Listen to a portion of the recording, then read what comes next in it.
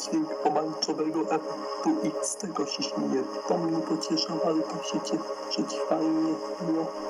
Fajnie zjadłem KFC, jak dziś byłem po to zjadłem KFC, fajnie było i się cieszę, bo fajny dzień, nie ma się denerwować, to się cieszę się i to mnie pociesza i cieszę się nawet, to mnie pociesza i z tego się śmieję. Jaki dziwny dźwięk pomarańczowego efektu i z tego się śmieję. To mnie ośmiało, aż z tego dziwnego pomarańczowego efektu dźwięku się śmieję. Z tego się śmieję.